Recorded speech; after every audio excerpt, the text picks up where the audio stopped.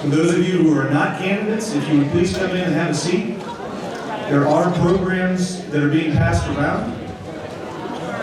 Make sure that you get one.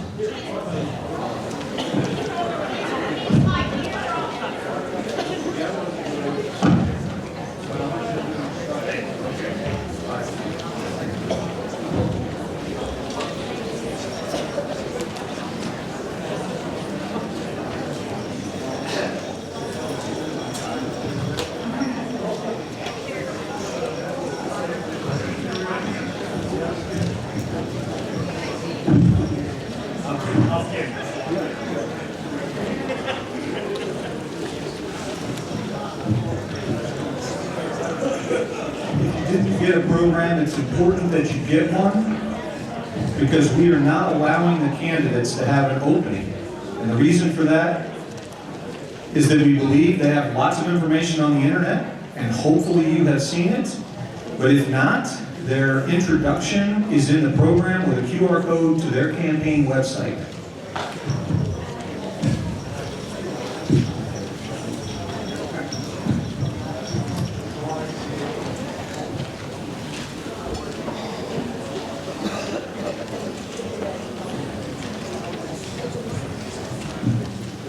And if you need to use the restroom, if you don't know where it is, you head out these doors and to the right, you'll see them down the hall. If you would please turn your cell phones off out of respect for the audience so that they can hear the speakers without distraction.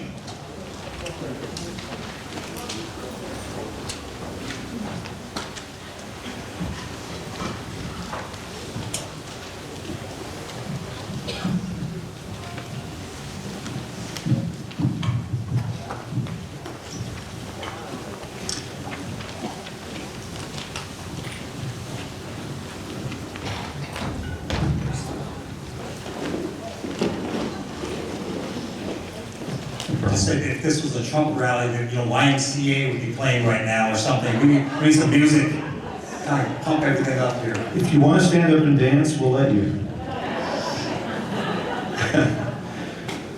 All right, so it's just a few minutes early. We're supposed to start at the top of the hour, but I'm going to give you just a few instructions for this evening. And first of all, let me welcome you. For those of you who are still coming in, grab a seat. We appreciate your interest. This is an important year for our state, and I think for most of us in this room, we're very interested to understand who each candidate really is. Right? We want to learn more than we can get from their website.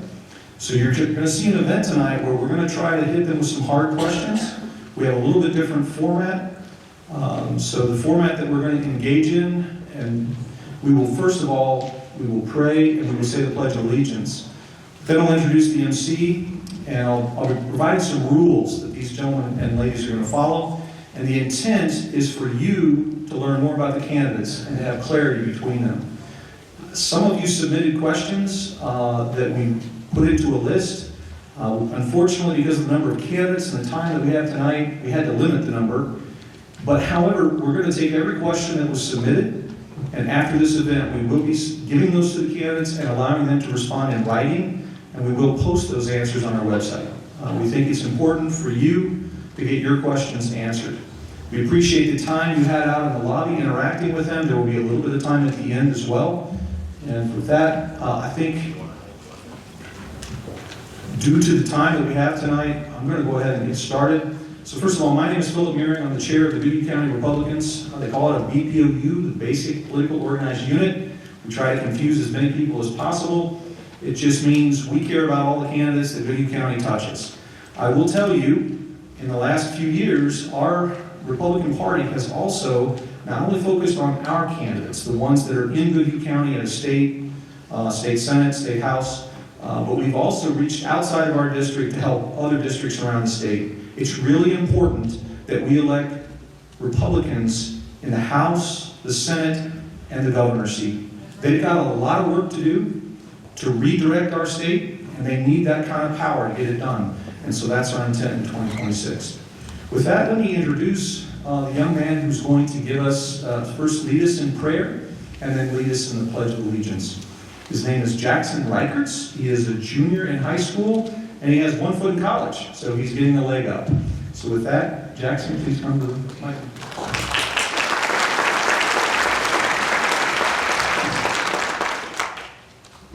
Please stand.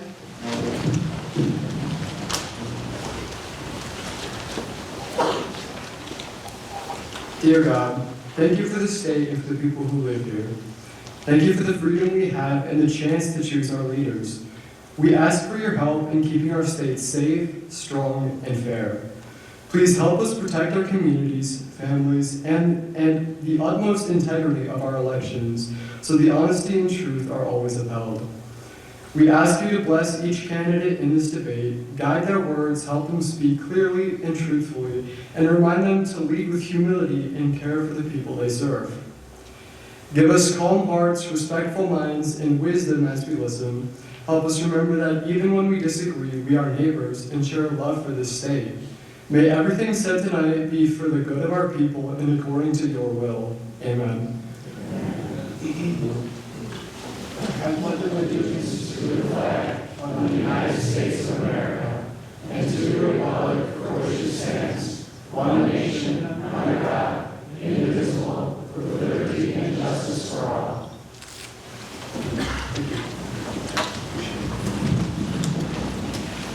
So the rules for this evening, as I said, they are not being allowed to give an opening statement. We're going to jump right into the questions. There are 2 questions that each candidate will be allowed to answer. They'll be given 2 minutes to answer. We have a timekeeper down in front who will be issuing a yellow light when you've got 15 seconds and a red light when your time is up.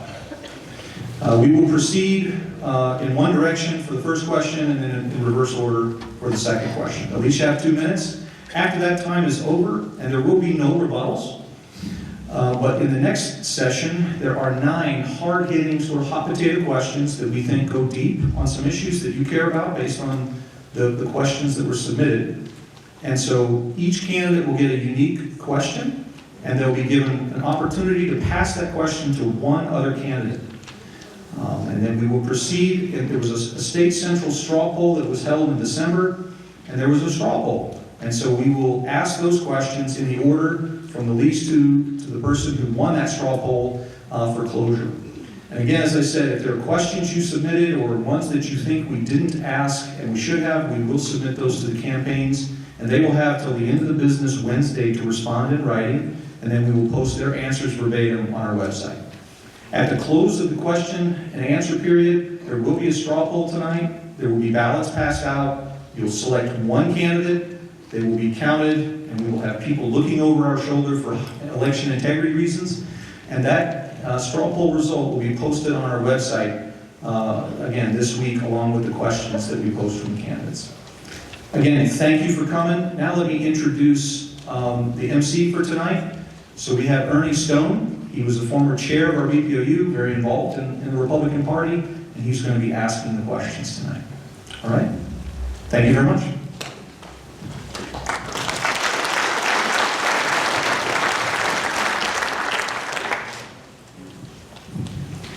Ladies and gentlemen, GOP candidates for governor of the great state of Minnesota, welcome and thank you for running. First question everyone will ask or will answer. I'm going to start with Mr. Kohler. With the growing lack of trust in the integrity of our election process, not to mention the flooding of our voter registration rolls with illegal aliens, illegal voters, what would you encourage a legislator to do to restore the trust and security in our state's elections? Well, first and foremost, I think we need to bring back paper ballots and voter ID and make sure that we have a clear path of when people are coming to vote that they show ID and we check them out rather than the failed system that we've had currently. We need to have, officers there present, making sure that this is done orderly and fashionably, and no one's going to be trying to cheat anymore. So I think that's the first thing I would probably do is make sure that we have a clear path to do it the right way. Thank you.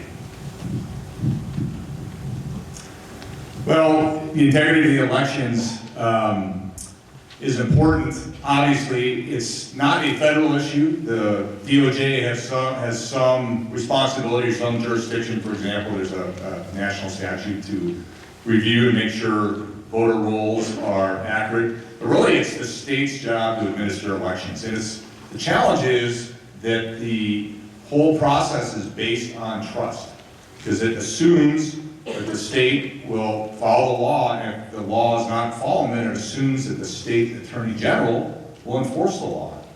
But we know how problematic that is when when the state attorney general is of the same party of the state that controls the voting process. So there's just an inherent lack of trust.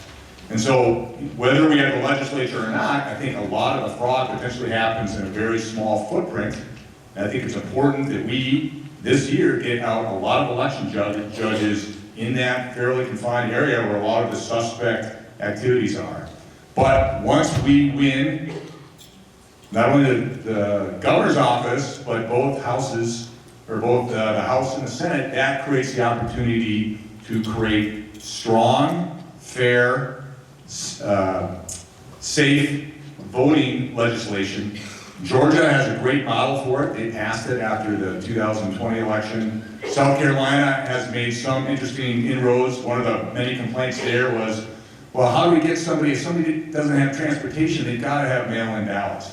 Well, the state set up a system where they had a whole team of people that go out and bring basically the ballot box to that person who was immobile, so that everybody had access, but it was still fair, where there was clear documentation, where they knew exactly who was voting, it wasn't ballot harvesting. You know, in fact, in Minnesota, since 2010, basically every legislative session, the rules have gotten looser and looser and looser. Legislation needs to stop that. I wrote a memorandum to President Trump. I'm not saying he received it or read it, but I'm hoping he did.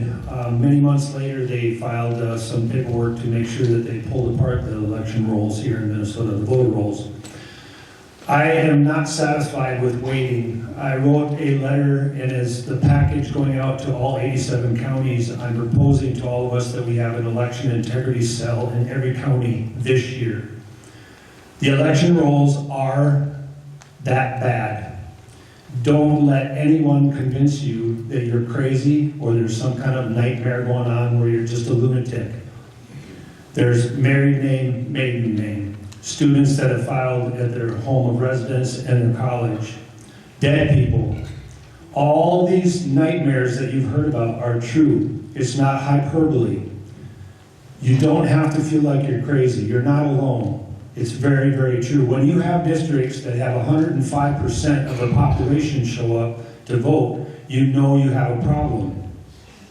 And all the media, Waltz, Steve Simon, they're lying to you and gaslighting you into believing that you're some kind of monster if you bring up their lie. It needs to stop. So those of you that was anybody in the election hearing with me, with the judge about the election rules coming up? It was Carol here. You need to, the reason I'm bringing it up is because I'm sad and disappointed to report to you that in 3.7 million voters, about 87 of us wrote into the judge that it needed to be an open hearing for this coming year's election rules. I was very sad and disappointed about that. I'm asking you to get motivated. I'm asking you when the 87 counties receive my letter, that you call your county and ask for the election integrity cell to be built. Well, this is my wheelhouse. For 5 years now, since the stolen election of 2020, I have set up, it's called the Cause of America. That's over 300,000 people in all 50 states. I believe we have like 4,000 in Minnesota, on the ground, approaching counties, trying to get counties to go to paper ballots hand counted. There's 132 countries in the world that have banned electronic voting machines. Over 100 countries have banned early and mail-in voting. We have the worst election platforms in the world right now. But the good news is that I work with the president all the time. I turned in February to him a booklet this thick of all our reports for all 5 years. He put out an executive order, which a lot of states aren't following.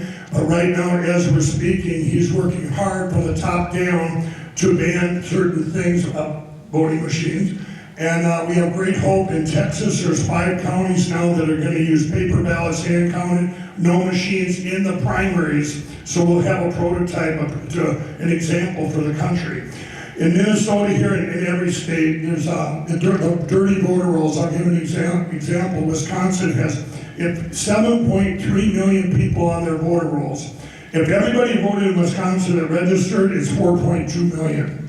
Minnesota is horrible. They had 250,000 people at the 2020 election, names put on the voter rolls and taken off a month later in a group. This is, but it at one time seemed insurmountable to get secure elections. We are there.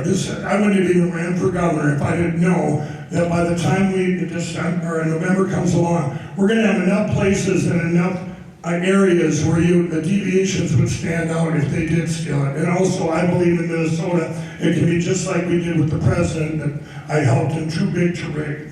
There's 250,000 voters that didn't vote in the 2022 election that voted for Donald Trump. I'm going to get them out to vote. And right now, and I also set up the RNC, precinct level voter ID, same-day voting, and a lot of others. But All right. Well, thank you for warming it up, Mike. Guys, I'm sorry. I'm so excited. I just gotta stand because I have so much energy. I couldn't wait to see you guys tonight. You look great, by the way. This answer is a 2-step answer. Okay, number one, during the election process, we gotta win. We have to win. And so, I'm going to work to earn your endorsement because I'm abiding by the endorsement process. I'm working to earn your endorsement. And when we do that, when we get the endorsement, I'm going to work with the candidate that's been selected as Secretary of State, the auditor, and the Attorney General. We're going to ride around this state like we're on fire. It's time to go on offense for a change. We're going to head to Duluth. We're going to be in the Metro. We're going to be in Rochester because we have to win a percentage of those votes in order to tip it over. And here's the reason why. We can't change anything unless we win. Okay? We got to win first. And we're going to take a page out of the Trump administration. Laura Trump came, she was co-chair of the RNC in the last cycle, and they explained how they won in the swing states, or how they plan on winning in those swing states. They had attorneys sitting in those suspect precincts that are nefarious for cheating. And if there was something nefarious going on, they would file an injunction, stop right there. And they would adjudicate it, send it to a judge, and the voting would start only after the decisions were made to make changes or corrections at that point. And we're going to do the same thing. Okay? So that's the Texas 2-step. First, we got to win. And when we do win, guys, we're going to pass along, because I'm going to work on also getting our first trifecta. They have one seat majority in the Senate. They're tied in the House. We've got to go on offense. I'm tired of playing defense. It's time to go on the offense. And what we're going to do, when we get our own trifecta, we're going to pass a law that only American citizens can vote. Okay? And if you got a voter ID and you're not a citizen, we're going to put a stamp on it. Right now, there's no distinction between the two. We're going to make a distinction. Thank you.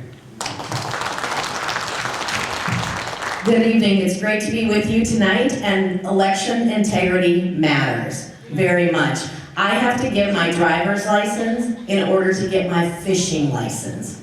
There is no reason in Minnesota why we shouldn't have voter ID required at all points. As governor, I will work with the legislature to make sure that our elections are secure, that we get the changes needed.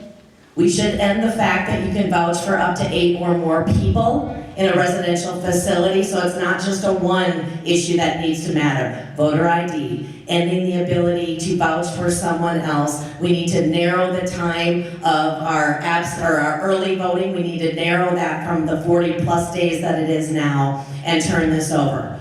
What I want to encourage you with, though, as Republicans, we get frustrated when we know things aren't right. And as Speaker of the House, I am very frustrated multiple times because of what I've watched happen under Democrat control.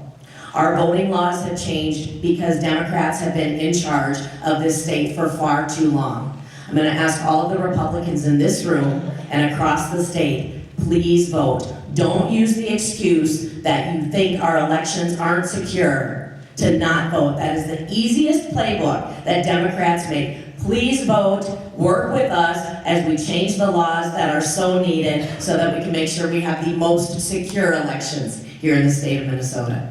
Thank you.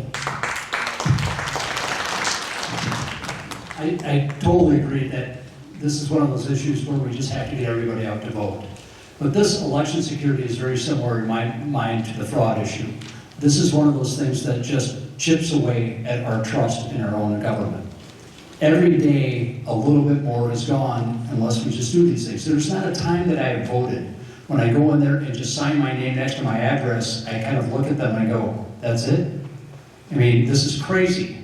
The idea of just being able to show your required photo ID there should be the basic minimum. But the next step that we need to do is actually look at these voter registers right now. And we need to compare those right now to citizens. We don't need to be able to get the injunctions there and then. We can do this proactively right now. If we can just look at these lists, compare them, look at the districts where it's not working, get the injunction beforehand with respect to those districts in order to get bipartisan people coming in, watching what happens and enhance that security. You can do a lot of this through the courts, but you can do a lot of this on the front end through the law. But really, right now, also, I'm very concerned about the cybersecurity with respect to a lot of these elections. I think that it's absolutely fair that we actually need to have these paper ballots, but these optical scanners, I think we need to, every election, spot check various ones of these districts in order to compare those with the paper ballots. If we're finding that by and large, what's happening in Minnesota, that there's some statistical problem with respect to those, then I think that whatever that trigger is, that we can decide what that was going to be, then we're going to have to collect all the paper ballots and do it and actually count them by hand, like we used to, frankly, when I was a kid. That isn't a big ask when you're asking about district after district after district in Minnesota doing this. So I think there's some easy fixes on this. As a lawyer, I just don't want to get a bunch of lawyers involved in this thing. I think it would be a lot easier to do this on the front end rather than have this up in litigation like Bush versus Gore and further erode trust in our system. Voter ID, no question about it. But I think that's going forward. Once we win, we can put voter ID in. But I think we need to do one other thing. There's a cancer in our elections. And when you've got cancer, you have to cut it out. And I honestly think that what we need to do is say, the Holy Grail is not about getting as many voters as possible in Minnesota. It's about getting as many legal voters. And so I think we need to literally stop as a state, press pause, and re-register. Every one of us. We re-register the vote, and that allows us to get rid of so many people on the rolls that should not be voting. It might be painful, we maybe have to give 6 to 12 months, but if we have everybody re-register, I think you will see a lot of people that have been willing to fraudulently vote stay away from the polls because they don't want to be on the radar screen. I also think that if we find someone cheating, we've got to increase the penalties. But folks, we need to win, and when we win, we need to pass a never again bill that says that never again can the Secretary of State unilaterally change the rules for our elections. When Steve Simon said, we're going to eliminate the need for this signature on mail-in ballots, that was a huge problem. It should never happen again. We should be able to pass a bill that says that never again can the Secretary of State or the governor in perpetuity decide that we are in an emergency situation that means that all Minnesota citizens are nothing more than subjects to a king. And the way we do that is we pass a law that says in order for an emergency situation to maintain itself, both the House and the Senate have to, by a supermajority, say yes, the emergency continues. If we do those things, we will have gone a long ways to secure our elections and a whole lot more. Thank you.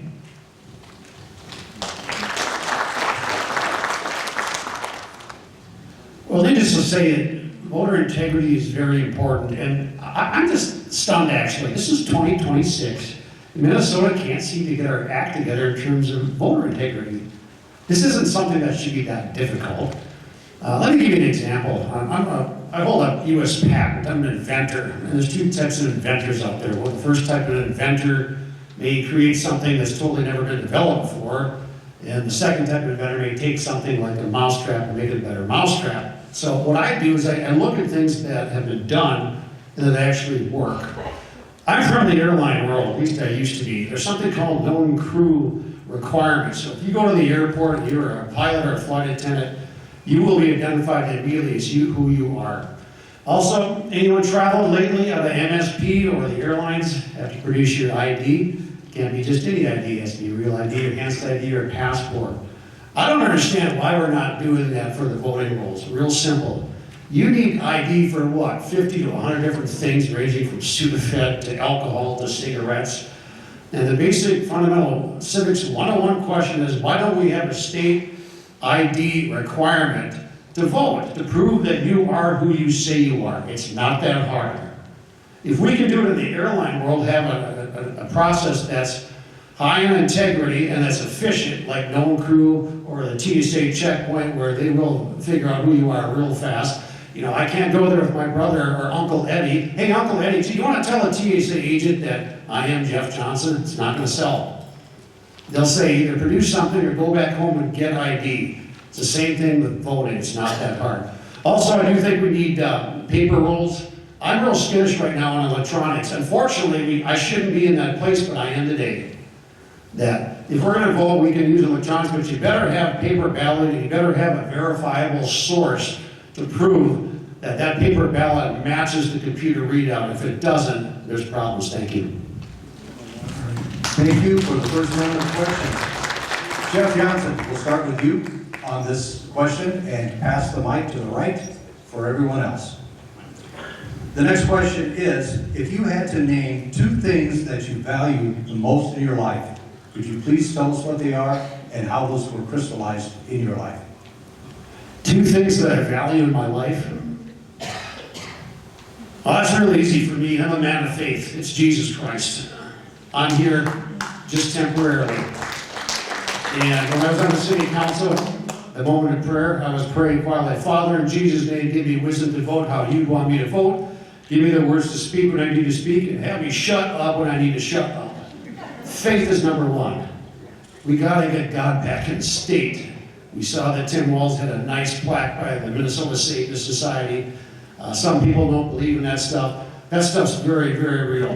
The spiritual warfare, it's very real. I think every one of us up here believe in the spiritual aspects of the warfare that goes on. Okay, number one is faith. Number two is family. I'll give you the third. It's community. Faith, family, and community. Thank you.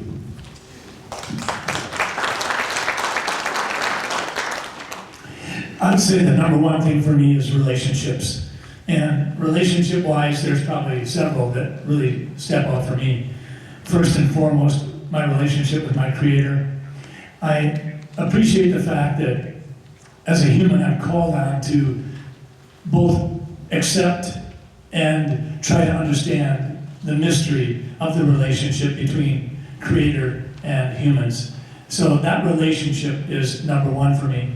But I've been blessed to have a relationship with my girlfriend, who I asked to marry me 47 years ago, and she said yes. So we had 3 years of dating, which was a titch longer than she thought we should have had. She wasn't into long engagements. But then we've had 47 more years, and we both have enjoyed good health. And from my wonderful relationship with my wife, I've had the opportunity to have a relationship with my 3 children and my 7 grandchildren.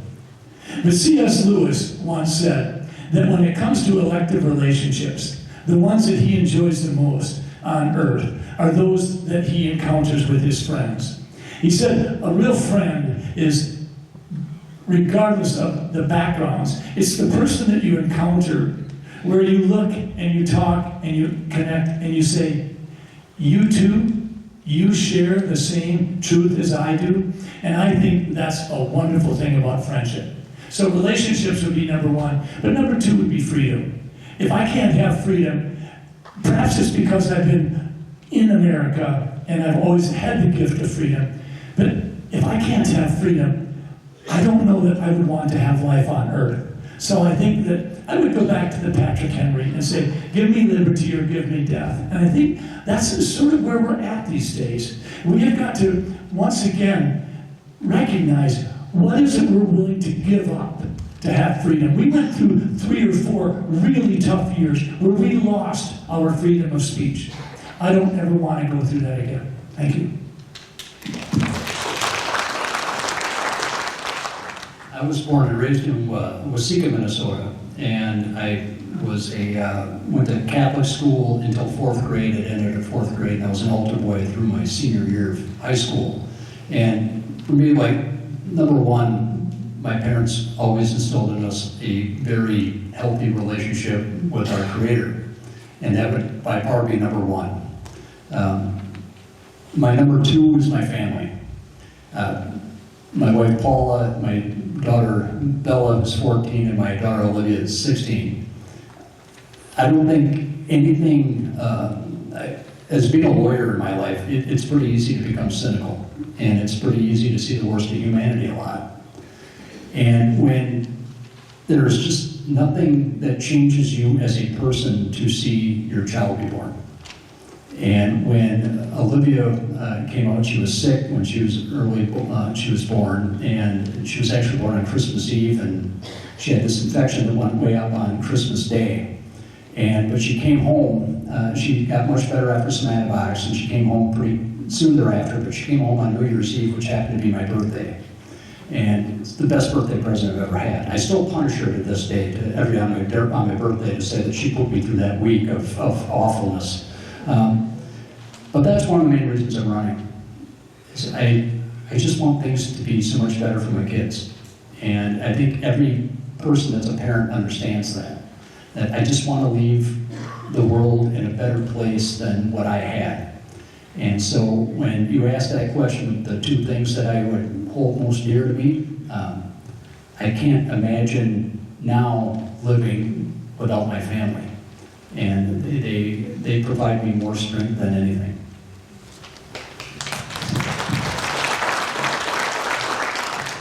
The 2 most important things in my life, the 2 things that I value the most are, first, my faith in God. And I can remember as a little girl going with my parents, my grandparents to church in Paynesville, Minnesota, and learning, being in Sunday school. My grandmother was my Sunday school teacher. And if any of you remember back when they had flannel graphs, it was kind of this sticky fabric and the little cutouts of Jesus and all of the other things would go up there. Well, because my grandmother was the teacher, she also brought that stuff back home, and so I got to play with them at home. That was foundational for me. But now as an adult, I'm married to Nick, and we have 4 adult children and 7 grandchildren. And so when I tie those 2 things together, as far as wanting to teach my kids and my grandkids the same truth that matters, and it forms everything that I do. I've been in the legislature, I'm in my 4th term, and let me tell you, that is a difficult place, especially when Democrats did the things that happened in 23 and 24, that eroded my stance on life and the things that matter so much. I would say my faith in God is what gives me the strength, and my love for my family and my community is what spurs me on. And that is who I am as a person. I am honored to serve in whatever role God has chosen for me and called me into, and that's what I do. I look at serving both Him, my family, and my community. So many of you know my background. I grew up in a broken family and in poverty. And when I got out of the Army, after serving 5 years, my first job was in Dallas, Texas. And all I wanted to do was distance my background, my poverty background, with the most wealth accumulation I could. That was all I was focused on. But a family friend invited me to church. And I didn't want to go. I didn't want to have nothing to do with church. I believed in God, but I didn't want to go. Because I've been to those churches, like a Jeremiah Wright church, an Al Sharp. You know what? If that was church, if that was what Christianity was, I didn't need that. Because I thought I was a better Christian than those guys. But anyway, I went because it was a family friend. And I didn't know this guy. His name was Dr. Tony Evans. I never heard the Bible taught, ever, not preached, taught. It changed my life. I never got in trouble, never been involved with drugs or in crime or anything. But it gave me purpose. And I was there a year and a half. I got baptized in that church. Sheila and I became members of that church. We relocated to our corporate jobs, moved us quite a bit. Max Lucado was one of our pastors. Joel Stoll used to be president of Moody Bible College. We just had some great discipleship along the way. Our pathway put us in some great teachers. And we just incorporated that. So that my faith is by far number one. And so much so, and I just want to have you understand this for me, how this is so meaningful. I grew up in a broken family. My brothers and sisters went the way of the secular world. All of their lives were shattered. Criminal activity. My mother passed away, and in my book I share this. She committed suicide. She jumped from the building. I had a brother die from HIV. My children are the only ones that know what it's like to grow up with mom and dad at home. My grandchildren have been born here. We're just blessed. So that is by far the number one. Number two is my family. Thank you. And mine too is my faith in Jesus Christ and my family. As a lot of you might have seen it in the spring of 2020, right before we all went into lockdown, I spoke from the Rose Garden and I said a nation had turned its back on God. We had taken God out of our schools. We needed to spend time with our families to get back in the Word and get back in the Bible. And you know, my wife and I, we spent every day, I couldn't have got through these last few years or even my life being an ex-addict and without God. God kept chasing me and I'm saying, show me more, show me more. And for me, I use mathematics to prove that God exists. I'd have things happen to me that were a 1 in a million, a 1 in a billion, or this is just impossible. And when you add them all together, when do you consider it a miracle? And finally, I was saved on February 18th, 2017. And I just gave my life to Jesus Christ. And I want to say this part too, because I talk to people all the time, you know, and that Rose Garden speech, I said, we need to pray for grace. And people come up to me all the time and say, Mike, this doesn't feel like grace, especially the last 5 years. And I said, oh, but it is. I said, we're the best time to be alive. I even told the president this, we're in the greatest revival for Jesus Christ in history. And I always say, I talk to people and they say, well, I prayed for this and I prayed for that and they didn't come true. And I said, well, those are reactionary prayers. I used to pray that all the time when I was in jail. And I said, they might not be God's will. And I said, well, where is God's will? And God's will is in the Word. And if you say, like my wife and I, we stay in the Word every morning, and you'll be amazed that you can be proactive in prayer, and your prayers line up beautifully, so you can see things from a different view. And right now, we're in the biggest battle of evil versus good the world has ever seen. And if you can't get out and spread the word about Jesus now, then you're in the wrong business. Thank you. My relationship with my Lord and Savior, Jesus Christ, is at the core of everything that I do. I had an experience in high school during confirmation. I was broken home. Many of you in the audience know some of you might know my mother, Sandy, and some of you might know my father, Rodney. I have no disrespect for them, but Romans chapter 8 turned me on to the spirit of adoption. And from that moment on, I took on God as my father, Christ as my brother, Mary as my mother, the Holy Spirit as my paraclete, my supplementer. And from that day on, I got better at it some days, worse some days, but from that moment on, my Lord and Savior Jesus Christ was at the center of my relationships. I dreamt for many, many years of having the relationship that I have with my wife now, and she might tease me about some of our antics that we do in the evening and in the morning, but one of the things that I missed, the reason why 1 and 2 is hard for me, because the multiple times that I've deployed on active duty and I've been around the world in very scary moments, it's only God and the Holy Spirit that I'm even here. My wife and I say the Lord's Prayer, a modified prayer that we have that we kind of tweak. every single evening. And I had to admit to her in tears one time, the thing I missed the most when I was on active duty was not saying that prayer with her every night.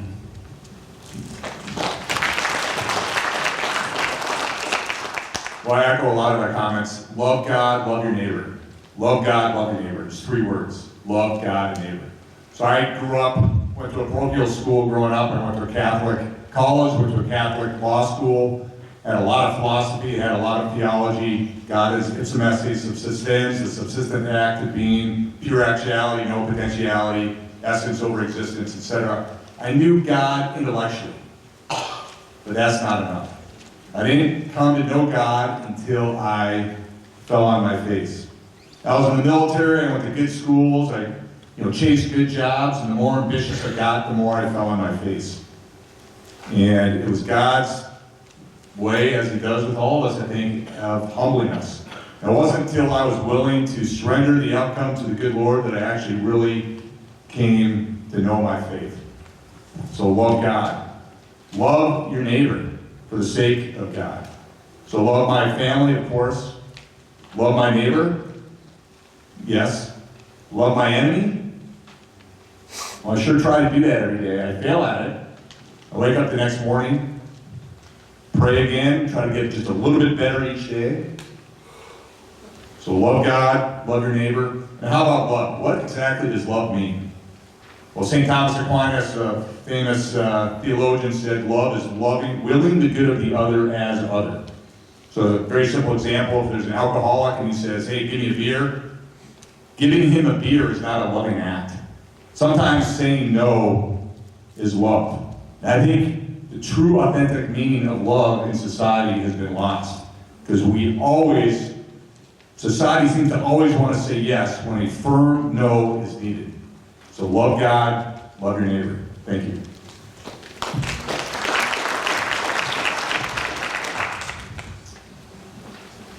I grew up in a very broken home. I was tortured most of my childhood.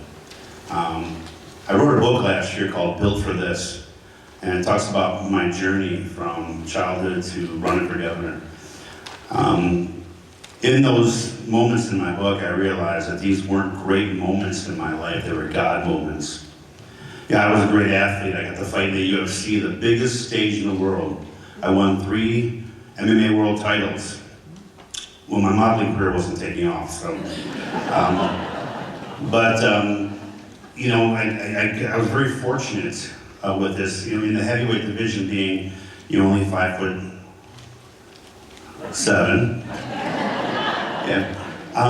It was one of those things, again, I call these my God moments because I got to do some really great things in my life.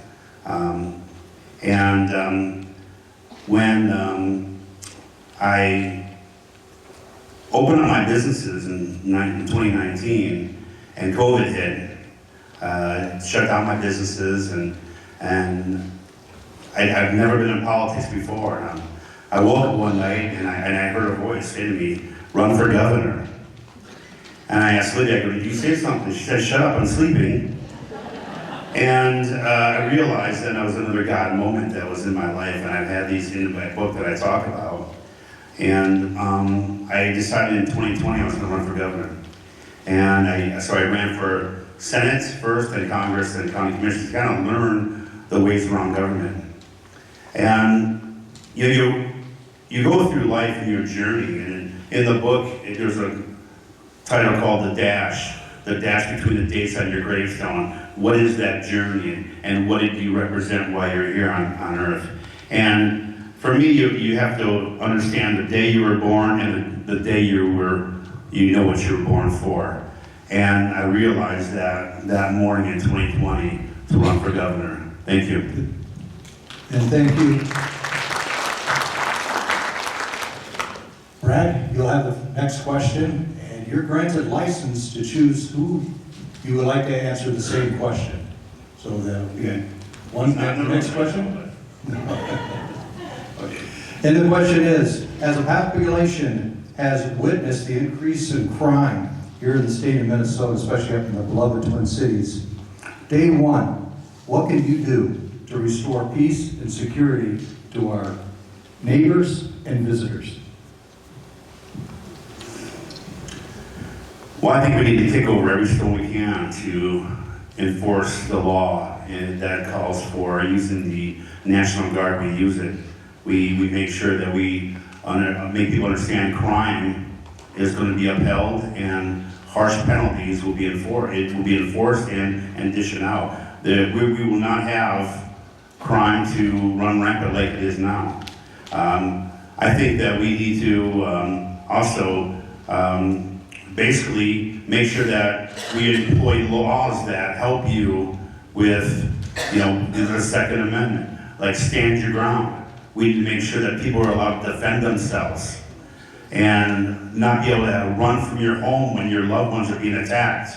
We need to make sure that, when I become governor, people realize we're gonna, it's gonna be don't mess with Minnesota, because we're not playing no more. So we've got to be strong on crime. We've got to make sure we support our police officers and make sure that when they are caught, they're not released. Even if they're a juvenile, they will go to the farm and they will work. We will make them, serve their time and understand that this will not be tolerated any longer. Who am I going to give this to? Scott Jensen.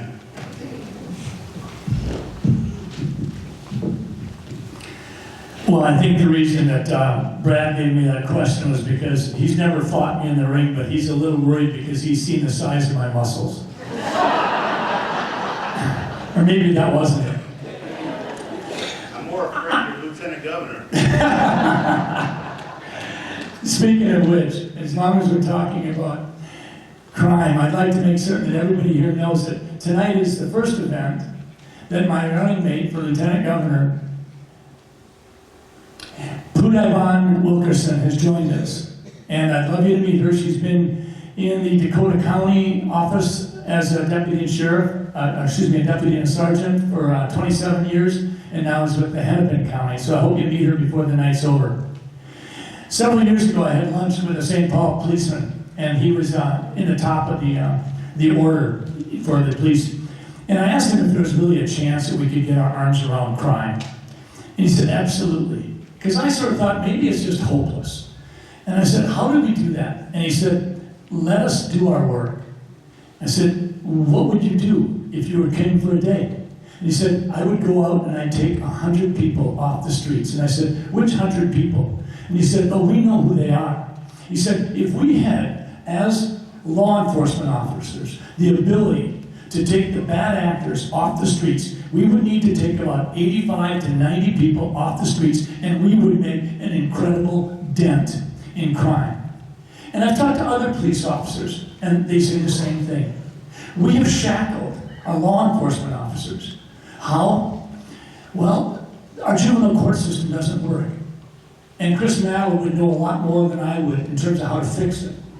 But more than that, we need to create some type of an impeachment process whereby Minnesotans can say, hey, this is nuts. We don't need Mary Moriarty there anymore. We have got to be able to impeach bad actors. So reorganize the juvenile defense system, the juvenile court system, remove people like Mary Moriarty, and let the cops do their work. Thank you. Jeff Johnson, you have the next question, and again, you have license to pass that question on. The next question is, have you one policy position that might be unpopular with the GOP party, and why do you stand by it? One policy position unpopular with the GOP party? Well, I was, just to let you know, I was the deputy chair of the 6th District, been involved for a long time, so unfortunately, there's nothing specific I can think of that I'm just diametrically opposed with the party. There may be something in the weeds, perhaps. I'll probably pass on this question. Not trying to evade, just I can't think of anything specific that I look at the party. I'm well aware of the GOP platform. I think it's a good platform. Unlike the DFL, we did not remove God. That would be a huge issue, but yeah.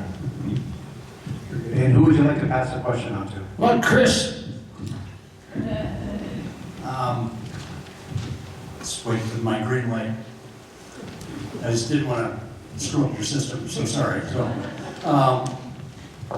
the Inspector General, we don't need it. It has been advocated by the Republicans now over and over again to put in an Inspector General with respect to fraud. In my world, the remedy for bad government is not more government. We do not need an Inspector General. What we need to do is roll up our sleeves and actually confront the fraud that's happening right now. I've spent over 30 years going after fraud. I have a national reputation with respect to fraud. I want to put in commissioners day one to say, you don't find fraud, you're fired. It's everywhere right now. This Leering Center has been there since 2018. I mean, this is not high-hanging fruit. This is driving around and taking a look. There's an office building in St. Paul. Thank you. There's an office building in St. Paul that has multiple addresses associated with adult daycares, autism centers, etc. Use an Excel spreadsheet and use the sort function. This is not something where we need to put in layers and layers of things in order to get the job done. And I really feel strongly on this, that if we're just actually spending our time going and looking for this, and actually spending the hard time, more or less, tasking people to do this from a commissioner level all the way down. Now, I'll tell you, I 100% believe that there's a number of bureaucrats out there right now that, we just found this out from the independent officer of the legislative auditor, they're creating documents and backdating them. There's criminal problems right now with respect to a number of these bureaucrats. There's going to be a lot of people that are going to not need to be fired. We have to do this soon, or else we're losing our state. That's where we're going right now. Thank you. Patrick Knight, you have the next question, and of course pass that along. With Minnesota near the bottom of the national educational ranking in criteria, what steps are you going to do and take to improve this? Well, education is very important to my family. My wife and I have 4 kids, 2 girls in college, and then we have a boy who's a senior in high school and a daughter who's in 8th grade. And we pay very close attention to how they're doing in school and so forth. And during the pandemic, my wife worked from home, and she was home every day with the kids as they were doing remote learning. Disaster. And our kids did not go back to their high school in person without masks until the spring of 2022. So no surprise that pre-pandemic, almost 2/3 of Minnesota kids could read and do math at grade level. Today, less than 50%. I don't want to steal Chris Battle's thunder because he quotes this. I want to give attribution to him, but he often cites, and we all know it, that the state of Mississippi is doing better than Minnesota. Minnesota instituted the READ Act, which is a small step in the right direction, but what basically Mississippi does is you need to learn how to read by 3rd grade, so that by 3rd grade you're reading in order to learn. We need to stop hiring administrators. Since 2000, the number of administrators in Minnesota has increased by 130%. The number of teachers, 5%. The student body, 5%. So what do we need to do? We need to focus on core curriculum. We need, the general philosophy in the state of Minnesota is participation and completion first, mastery second. We need to get back to what made our schools great. Mastery first, participation and completion second. We need to allow discipline so that teachers can get control of their schools. We need to stop the social promotion. Over 80,000 students are performing at a lower level today than they did pre-pandemic. That is a travesty. Education allows social mobility, allows success. We need to be doing everything to encourage that. I'll pass it to Kendall. Great. I was waiting for that one, now I got this one. Listen, this is near and dear to my heart, to Sheila's heart. We homeschooled our 5 kids. We have a private Christian school right now that we're offering working class and poor families options in Richfield because the local school, the kids are only reading at 37%. So this is something we're doing, we're just not talking about doing, we're doing it. Here's a situation that is near and dear to my heart as well. Again, you guys know my background, where I grew up. Even though I came from not the best communities, I got enough education to be competitive, to be to compete in the Fortune 100 companies. Our kids are not getting what I got as a kid growing up, and they're doing it deliberately. We have to know who we're fighting against. Unfortunately, we have been playing footsies with people when they call themselves socialists. Believe them. They're anti-American. They're not wanting the best for our kids. I'm going to give you an example. There was a survey done of 41,000 Americans. In that survey, all they did was give the U.S. citizenship test. People that were 60 and older, 74% of them passed it. 45%, the people that were 45 and under, only 19% passed it. They're doing this deliberately in our schools and universities. You can't love your country, you can't be patriotic with your country if you don't know it. You won't sign up in the military if you don't know your country. They're teaching all the sins of our nation, but none of its virtues. So yes, we need to increase academic excellence, but civics. When you want to graduate from high school, you got to pass the U.S. citizenship test. We'll bring school choice back in, so parents make their decision on where best to send their kids, and the dollar will follow the student with little coattails from the government if possible. And then last, we'll bring vocational education back to school. They never should have taken it out. We need trades. Not everyone needs to go to college to pursue the American dream. Vocational education and the trades is one way to do it as well.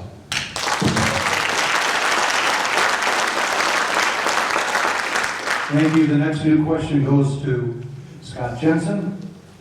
Some Republicans believe the pro-life position of the GOP cost us the election for the last few cycles. What do you believe the policy of the GOP should read on the sanctity of life? Some Republicans believe the pro-life position of the GOP cost us the election for the last few election cycles. What do you believe should be the policy of the GOP for the sanctity of life? I don't know if everybody could hear that question, but essentially is, what should the policies be regarding pro-life for the Republican platform? I think it's very clear that the labels that we've used for years gone by, pro-choice and pro-life, are not necessarily doing the job, because as Republicans, we have lost over and over again. Quite frankly, there are many people that are pro-life that recognize that they don't want to put their moral code on someone else. And there are many people that are pro-choice, policy-wise, but recognize that they themselves are pro-life. My wife and I worked very hard to have a family. We had to engage in some of the infertility tools. And so for us, after having 3 miscarriages and 3 healthy children, there's no question that we're pro-life. And yet, on the other hand, in Minnesota, after the Supreme Court reversed Roe v. Wade, in Minnesota, this was a settled matter. Doe v. Gomez in 1995 says that there is protected access to abortion for Minnesotans. But what isn't settled is what can we do to reduce the number of abortions? And the common sense answer would be reduce the number of unplanned pregnancies. Let's support women. There's no reason that women should have to pay the bill. I have seen so often in my medical practice people coming in and me giving them the news that their pregnancy test is positive, and they break into tears. And I say, you've been on birth control pills. What happened? I ran out of money. I couldn't afford them. Let's really step up and support women. Let's say that this is a subsidized program. Everybody in Minnesota gets access to natural family planning as well as birth control. Let's reduce the number of unplanned pregnancies, and we will see the number of abortions drop. Over the last 4 years, it's gone from 10,000 a year in Minnesota to 14,000 a year. We've become a sanctuary state. But even more, let's focus on what's not settled law. We can do a better job of funding pregnancy resource centers, so women really have all the choices available to them. We can do a better job of streamlining adoption, so that adoption takes place through faith agencies that do such a good job. We can provide a continuum of care for women so that they know that they will never be abandoned. We can Scott, thank you for your answer. If you could pass that question on, who would you like to pass that question on to? Well, since I'm still going, I'll just pass it on to myself. So let me continue. Yeah. You never said that wasn't okay. Yeah, well, unfortunately, I'm not that nice. Okay, the lawyer just said I was right, so I'll pass it on to Chris Mann. Well, so there's a 1995 Supreme Court decision, it's Women of the State versus Gomez. And if anybody really wants to geek out, for some reason I memorized the citation of it. It's 542 Northwest 2nd 17. Chief Justice Sandy Keith was in the majority of that decision, okay? And one justice, or 7 justices on the Minnesota Supreme Court, 1 justice recused. So it's a 5-to-1 decision. In that majority were 3 Democrats, 1 Republican, and 1 independent member. That was Alan Page, Purple People Leader, number 88, we all know.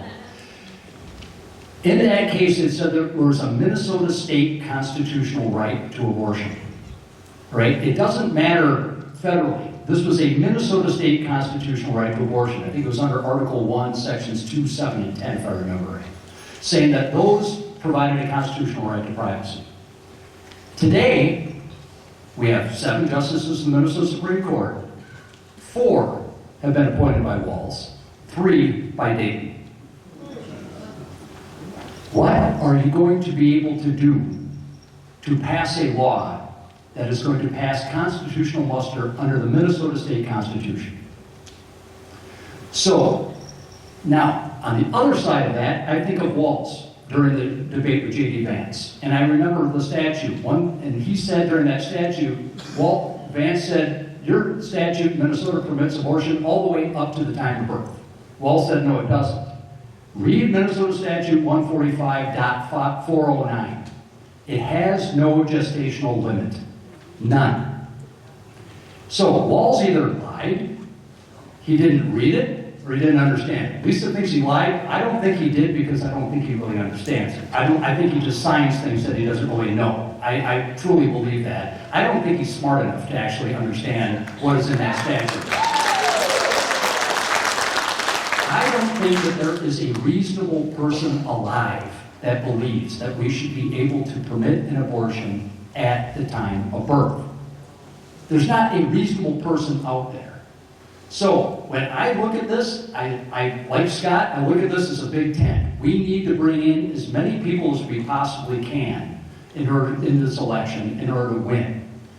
But I also believe that there is room here to look at that statute and say it is crazy.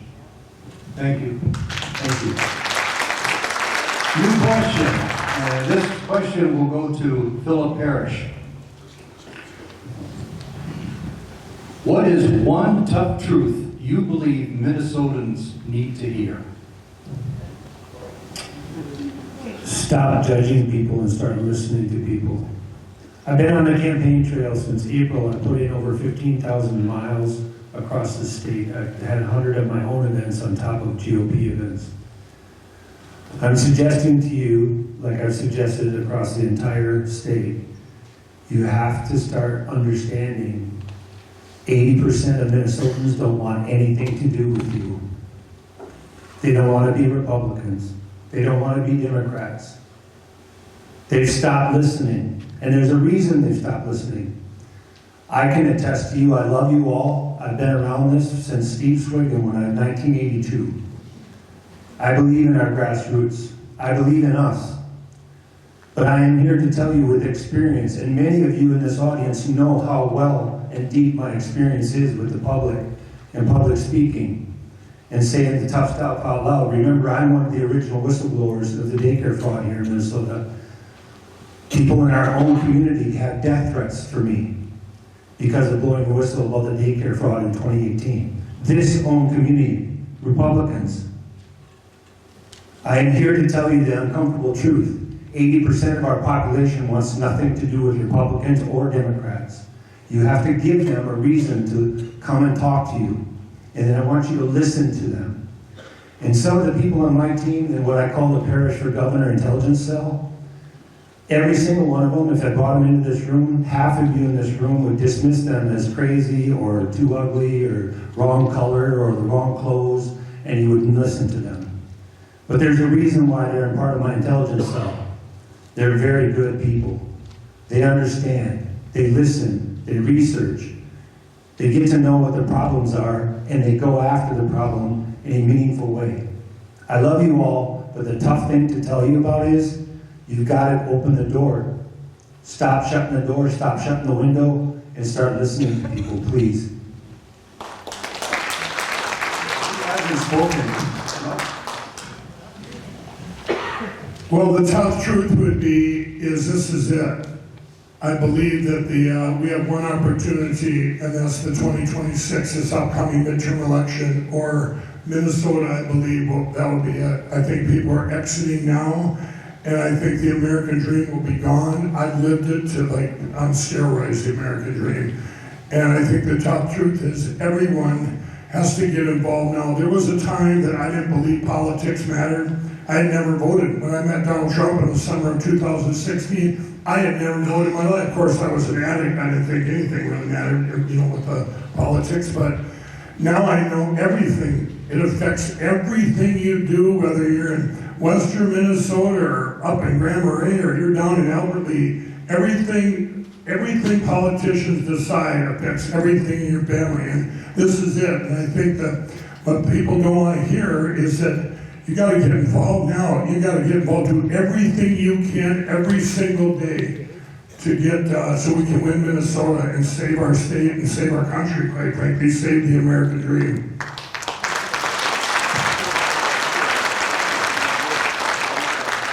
All right, the next new question goes to Chris Maddow. All right, as more companies are with sufficient and quality jobs are leaving Minnesota, what do you believe the source of the problem, and what do you believe that you could do to correct the problem? I'm sorry, point of order. Was he supposed to pass it to somebody? Property tax, estate tax, income tax, gas tax, sales tax. I have a very devout Democrat client that has told me that I'm going to be the first Republican she's going to vote for because she went down to Tennessee. She owns a business in Minneapolis. She went down to Tennessee and she said that she went down there and looked around and said that she saw the exact same resources being provided in Tennessee, yet they had practically no tax. And she said, if we don't win this time, she's moving. She's taking her family. The amount of clients that I've had go down to Florida now because of the lack of tax, it's extraordinary. That's one. Second, regulation. It's insane. I represent a client called Dominion, which is the largest affordable housing contractor in the country. They no longer do business in Minnesota. They pulled out. They're selling literally everything because of the Minnesota Housing Finance Agency. They are making it practically impossible for them to do business. This is the one area of government that I think actually works.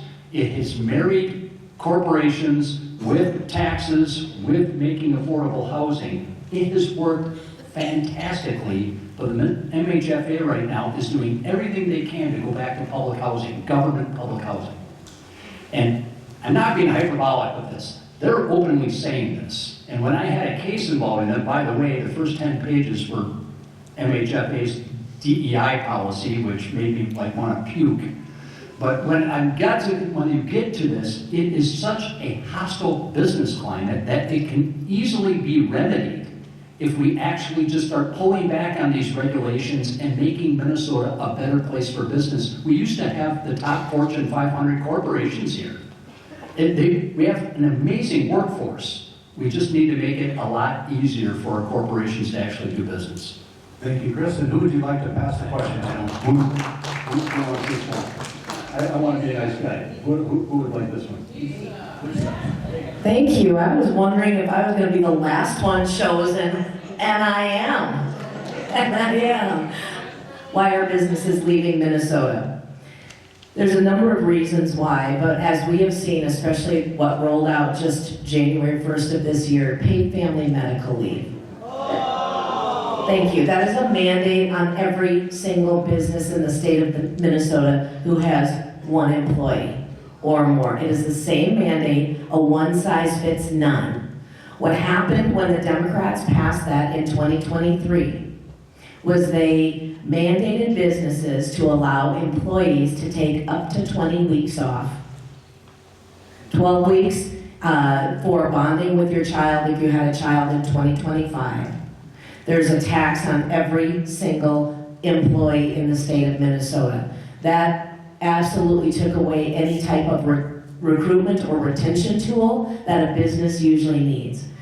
As I talk to business owners across the state, specifically in my district, I'm a small business owner, no employees, but I'm a small business owner. My husband is a little bit larger business owner with a couple of business partners. Recruitment and retention matters because you want to do the best that you can for your employees. That's why they want to work with you. And if they don't want to work for you, they're going to find someplace else. We know this program is already underwater. Within the first week, there were over 18,000 applicants on paid family medical leave.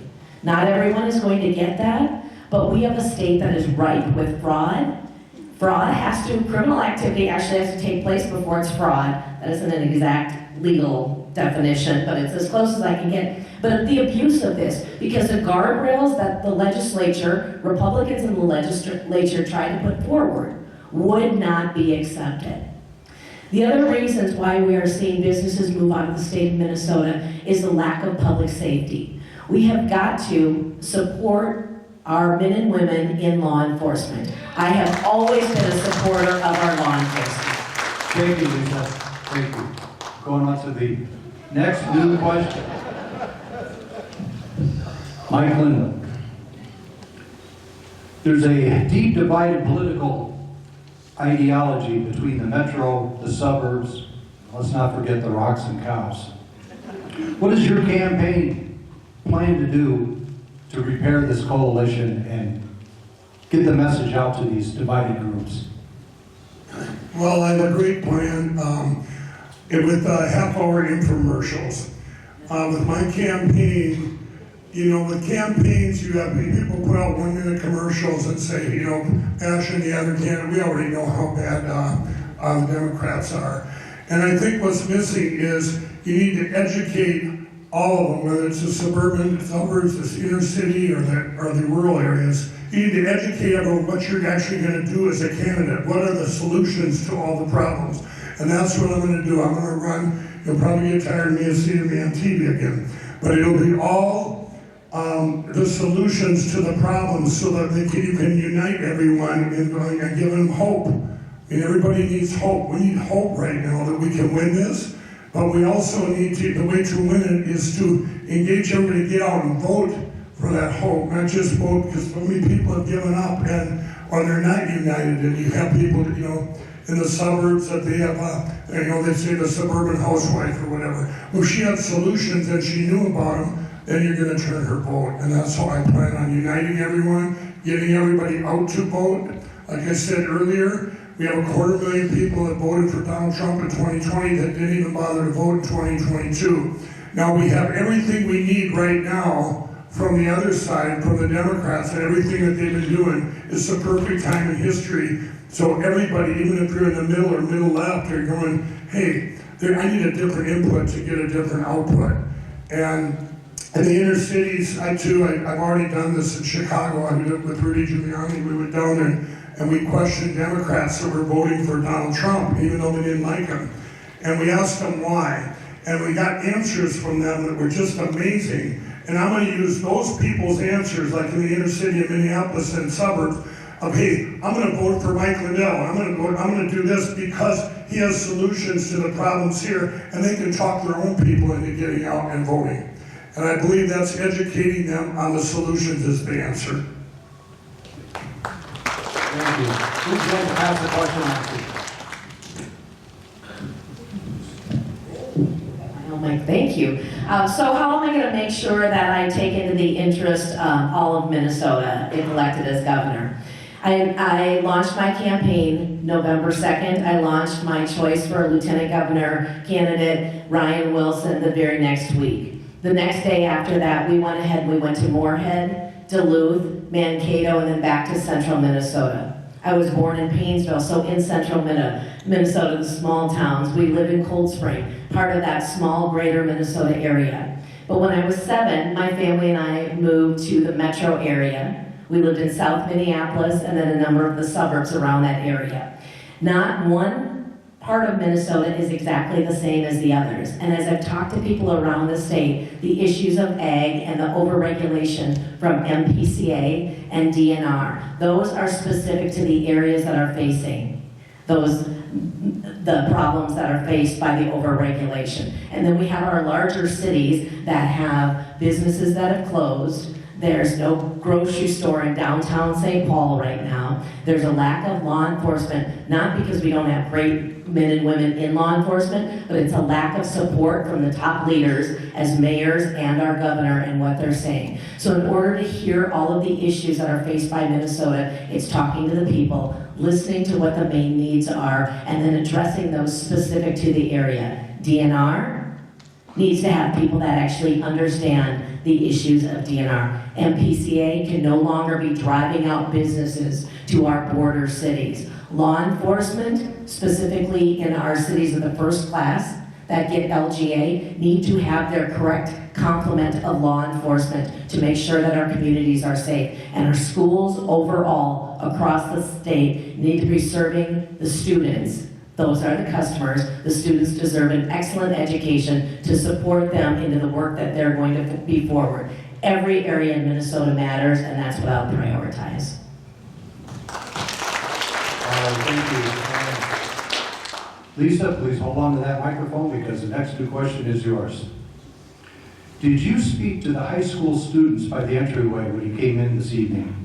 What specifically are you going to do to help connect with the young people of Minnesota? Great question. I didn't get to speak to all of the high school students, but I had a chance to speak to a 10th grader. Her name is Ella, and she's an amazing young adult.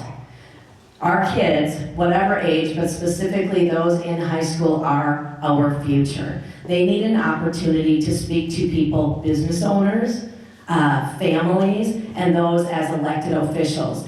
As Speaker of the House, I have the honor of meeting for 30 minutes each week with a group of pages. That is a volunteer program that juniors in high school can come in and be volunteers within the Capitol, within the House of Representatives. They get an experience to meet with Democrats and Republicans, and they get to know all of the other areas within the Capitol and how it works as far as our revisers, the IT systems, and then they sit on the House floor. No matter what my schedule is for a week, I will prioritize that 30 minutes because that is our future. Connecting with young people with great ideas and learning what is important to them. We know that the civics education that is so needed, that Representative Dean Ertl passed that requirement to be able to graduate in Minnesota, you need to have a credit of civics. We know that teaching them about civics is very important, but we have to be able to listen and inspire them. The statement that the kids are watching us matters very much to elected officials right now. And what we have seen from our governor and from the mayors of our largest cities coming against ICE and coming against the work that is being done by federal agents is despicable. We have to set a great example to inspire the next generation, welcome them into our space, and look forward to what they have to bring us to make our state even stronger and better than before. Thank you. And who would like to pass the question? I would like to pass that question on to Brad Kohler. The question is, did you have the opportunity to speak to any of the high school students when you came in this evening? And what are you going to do to help connect with the youth of Minnesota? Thank you. Yeah, I came in late tonight. I was coming from another event. But I do work with a lot of the high schools in my area. I do a lot of sponsorship with the sporting programs.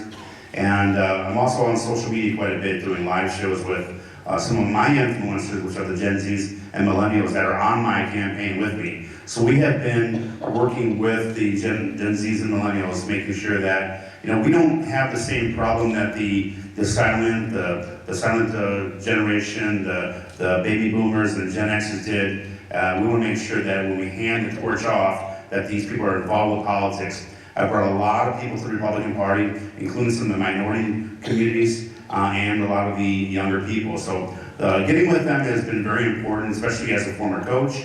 And I work in restaurants, so I have a lot of them at my disposal with, having our own little meet and greets and parties. So, it is important for them to know that they are very smart and very talented. We need to embrace that and make sure that we are training them to hand the torch off to them. So they need to feel that value that maybe they left and didn't have during COVID. And building that back up has been one of the things I've been trying to do. So thank you. Thank you. New question? That will go to Kendall. No? Keep going. Keen eye. Kendall Balls, you have the last new question. The state of Iowa, our friends and neighbors of the South, recently enacted the constitutional carry. How is that a priority in your administration to make constitutional carry for the state of Minnesota? Yeah, when I look at that, look, we can do that, but I think of the other priorities that we have as a state, we need to get the business of Minnesota back to business. So I am a card carrying, permit to carry, two-way supporter, but that particular issue, especially if you want to win, cannot be the number one issue where we got to win swing voters to win our state. So I'm totally out there. And while I have this time, what I want to do is address the last three questions all in one. My friends, what we have to realize, what's happening to our state is deliberate. This is not incompetence by the Democratic Party. The Democratic Party we have today is not our grandparents' party. It's been infiltrated by Marxists and socialists. Look, I've been in the military. We need to know who our enemy is. Look, they are anti-capitalist, and they're proud of it. They want us to leave the state so they can have a one-party state like California and Illinois. What they're doing is deliberate. So when you think about pushing out businesses out of the state, it's deliberate. It's not incompetence. Half of Minneapolis City Council are Democrats, Socialists of America. They have a few that are Marxists. But the entire City Council votes collectively together, 85% together. Same thing with the DFL in the state capital. When it comes to the divisions amongst us, that's deliberate.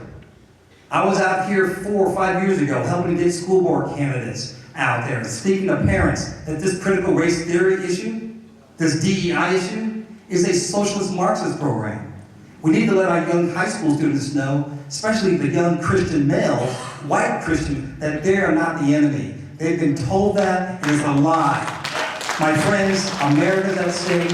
This is our 250th anniversary. We better realize who our real enemy is. Thank you. Who would like to pass that question on to? I don't know who would like it. Let's just get volunteers. I am 100% a proponent of constitutional carry, 100%. We are in a country where Kendall's right. We're losing this.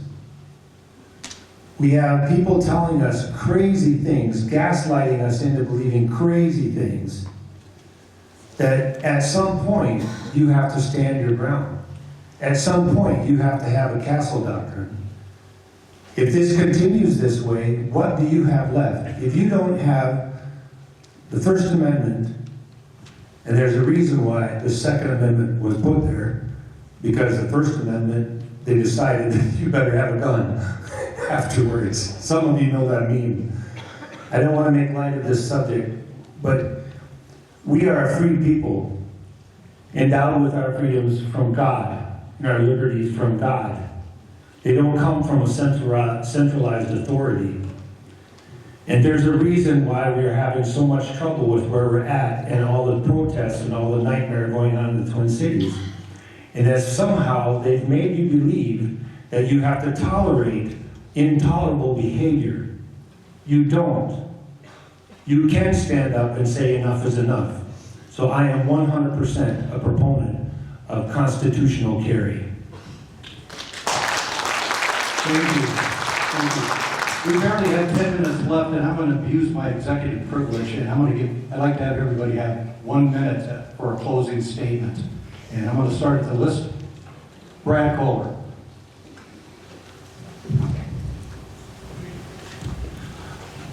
Thank you all for coming tonight. It was a great crowd. We're on the road most of this week, so it's going to be, a lot of fun. Seeing everybody every night. I started this last December. Phil started in November, and back then we had more than 2 minutes to talk, so these guys kind of screwed it up for us. It's been great getting out on the road, getting to know people. My website is bradkohler.com. We do have a fight here, and more than anything else, we have a divided party, and we need to come together. And I think it's very important that y'all think about how to reach out to the candidates, because it's harder for us to reach out to you. There's this thing called Grok, G-R-O-K, okay, AI. It tells you all you want to know about a candidate. I think that's very important for you to understand who we are and what we do. It's the easier way to do it or email us, go to our website, check out our social media. But it's important we do our due diligence this round. We've got to win this, and at the end of all this, I hope some of us pair up into a good team, because there's a lot of great people up here, and we want to change the state together. Thank you. Thank you. Jeff Johnson. Let's get the microphone down to Jeff Johnson. Thank you again. My name is Jeff Johnson from St. Cloud. I just want to talk about a couple of things. Back in 2017, I was the guy that brought forward the refugee resettlement moratorium. St. Cloud has been absolutely radically transformed. Our university is down 52% in about 3 years. It'll probably be closed. And I can't get anyone on the higher ed committees in the legislature to wake up. I have 10 years of emails that go back about everything from the stupid stuff that's going on, the waste, the fraud, the FBI investigation of transcripts disappearing off student transcripts. University of Minnesota Morris is down 43%. We're in real trouble. So what's going on here? And refugee resettlement, I saw it again. Our communities, our regional centers are being transformed, and that's the game. You start transforming Minneapolis, which it is, St. Paul, St. Cloud, Owatonna, Rochester, you will transform Minnesota radically. Anyone been to the Doge this past summer? Great information by American Experiment Doge. Do you know that every income category, about 25,000, those are the folks that are leaving Minnesota? And that's what's going to continue. We got to right the ship. We got to get a transformation of government. Not just the governor, but commissioners, everybody. Thank you. Let's get the microphone down to Patrick Knight. If you don't mind, I'm going to stand up. Minnesota's facing a big challenge right now. I often think of the Miracle on Ice hockey team. I was 14 years old when the team beat the best hockey team in the world. And they didn't win because they had the best sticks or the best skates. They won because they got back to the fundamentals. And that's what we need to do. I have a 5-point plan. I'm working on the name. I call it the big, beautiful, basic, boring plan. But it's make Minnesota affordable again, grow a strong, resilient economy, fix education by focusing on outcomes, restore the rule of law and public safety, and build a stronger, smaller, smarter state government. If we do that, if we get back to the fundamentals, we will create a Minnesota where the American dream comes back, where a young couple can get married, afford to buy a house. If they're blessed with children, they can afford child care and know that those kids will go to a great public school. If they work hard, they'll have plenty of jobs and plenty of opportunities to spend on their family and on the future. So let's get to work. Thank you. Dr. Jensen? In 2020, I was there for you. When COVID hit and I said the lockdown should stop, you said, keep talking. When I said we should quit holding 2-year-olds down and putting a mask on their face, and it didn't work, you said keep talking, and I did. And when I told you that there was no reason for us to be locking fragile seniors into nursing homes where they would die horrific, lonely deaths. You said, keep talking, and I did. And I will forever. That's why I sued Keith Ellison. And Keith Ellison in court, the judge forced him to turn over more information than he wanted to because he did not want to participate in the Minnesota Freedom of Information Act. Today I was notified that the appellate court at the federal district court level is going to hear our case in February as I sue the Board of Medical Records. I have always said the quiet thing out loud, and I will continue to do that. And as such, I will say this. I think we need term limits in Minnesota. And the reason we need term limits is because of what Donald Trump showed us. He shut government down, and it was the right thing to do. We should have shut government down in 2025 so that the Paid Family Medical Leave Act couldn't have passed. We should have shut government down so that we didn't have a $33 billion budget passed. We should have shut government down so that the legislature could have done their job and participated in who would be on the Board of Regents. Thank you. I will always say the quiet thing out loud. Philip Perry? I'm going to stand up too so you make sure you know I'm the tallest, I'm the best looking, I'm the smartest, I'm the fastest, I'm the first one in, I'll be the last one out. I had an opportunity earlier to tell you kind of what you didn't want to hear, but I'm going to tell you what you will make you happy. Again, I've been out there since April of last year, 15,000 miles plus, over 100 meetings, individual meetings, group meetings, plus the DPO meetings, the Republican meetings. The atmosphere is much healthier this time around. In 2018, when I ran, I literally had death threats. Much of the Republican Party wanted nothing to do with me. And I've been a Republican since I was 16 years old, 1982. I'm telling you right now, my Park Rapids pledge, I call it, to unite two top candidates and bring our teams together, to bring together a coalition that will win the nomination and the primary. It's a very serious promise, and I plan to keep it. Thank you. Chris Maddow. I guess the thing is standing up, so I'll do that too. So I have 4 priorities. I already talked about the first, combat fraud. Second one is safer streets. I have the endorsement of the Minneapolis Police Federation, which represents all Minneapolis cops. I represented Trooper Ryan Londrigan, got the murder cases dismissed from Eric Beatner and Lawyer. I know how to support cops, and that's the main reason that they're all standing behind me. The third one is education. We talked about this before with respect to Mississippi. I can't believe I keep saying that we need to do what Mississippi has been doing because I've spent a lifetime making fun of Mississippi. But that is the reality right now. They're ranked 9th in 4th grade reading proficiency, we're 39th. We're being led by a teacher. It's crazy. Fourth thing that I want to talk a little bit about is cut living costs, because I recognize and I see so many people hurting nowadays. And I think that we can do that by increasing the standard deduction to $75,000, doing property tax reform for our seniors, freezing property taxes when you become 65 and older. You shouldn't have to rebuy your house over and over and over. I hope you'll vote. I'm not your establishment candidate. I'm not a perennial candidate. I don't even think that I'm ever going to become a politician. I'm just going to say what I want to do, and I'm going to keep fighting because that's all I know how to do. Thank you. Well, I was going to run for governor in 2020, and the stolen election happened, and the stuff that I've seen, I had to go and put everything I had on the line for the last 5 years.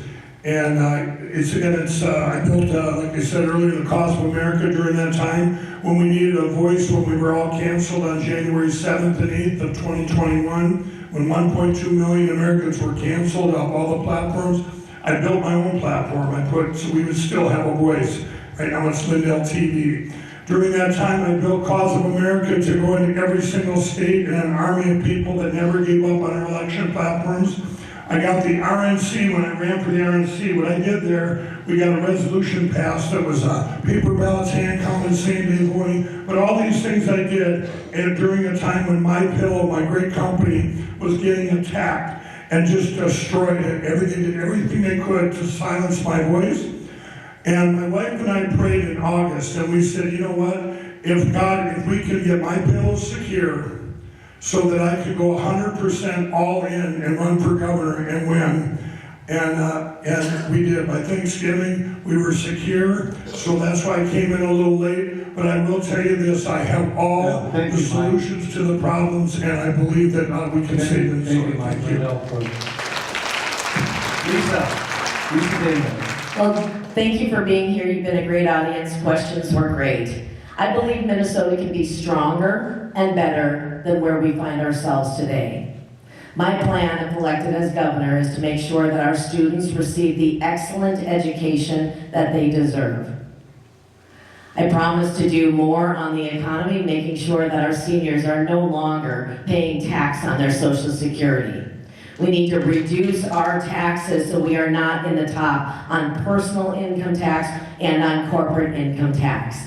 Businesses should be able to thrive and be free and be unburdened from mandates that they are so pressured by right now. Fraud in Minnesota is well known across the nation and beyond. Fraud ends day one, and that takes accountability. Minnesota right now is desperate for positive leadership, for strong leadership that expects accountability from all of the commissioners and all of the agencies. It is customer service serving you, the people of Minnesota. My name is Lisa Davis, and I'm honored to be running to be your next governor. Thank you. All right, guys, thank you so much. I'm glad to be here. Let me just share with you how important this is this year. We win this or we lose the state. We're a national embarrassment, but we own part of that. If we lose this time around, not only will the state be in that, we will be at the party. Listen, the last cycle, when Scott Jensen and I were the last two men standing, he got the nomination. I endorsed Scott Jensen on the steps of the Capitol 2 weeks after that convention. I made a commitment to abide by the endorsement, even though half my major donors were willing to fund the primary. I didn't want to do it. I put my ego in second check. Number one, my integrity. Number two, we cannot win when the primary is in August and we have 2 months for a general election. We have to unite. We have to band together. And when I go on a campaign trail with your endorsement, I'm going to help us win the Senate, the House, and get our own trifecta for the first time since 1969. It's time to go on offense, and I'm sick and tired of Ron DeSantis having all the fun. We're missing liberty and justice here in Minnesota for change. Thank you. Thank you. Ladies and gentlemen, thank you for running for governor of Minnesota. Godspeed to all of you. Please, a round of applause for our candidates.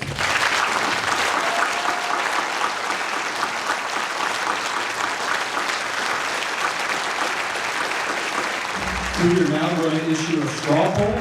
So if you have attended, there will be people walking around giving you a ballot. If you want to participate in the straw poll, please take a ballot and select a candidate. You now know their face, their name, you know something about them. Please vote and turn it into a box in the back, and we will have several people counting it. Can I ask one other favor from those of you who are here? We heard election integrity was important. There's a statistic, many of you heard their faith, many of you are people of faith. There's a statistic that says only 20% of the people going to church actually show up to vote, that are even registered to vote. The statistics inside the church are very low. If you go back to your church, your home of faith, find out who's registered to vote, encourage them to vote. We need to show up. It's really important. The second thing I'd ask of you is to pray. I've heard people say, hey, our votes are being stolen. And I'm telling you, we have a contract in the Constitution between us and God. If they steal our vote, it's between them and God. Vengeance is the Lord's. But the third thing I'm going to ask you to do is actually pray. We need to pray. We need to ask for help this election. It is very important to our state. And the last thing, after you fill out the straw poll on your way out, consider donating to this event because we are funding this as a volunteer organization. So thank you again for coming.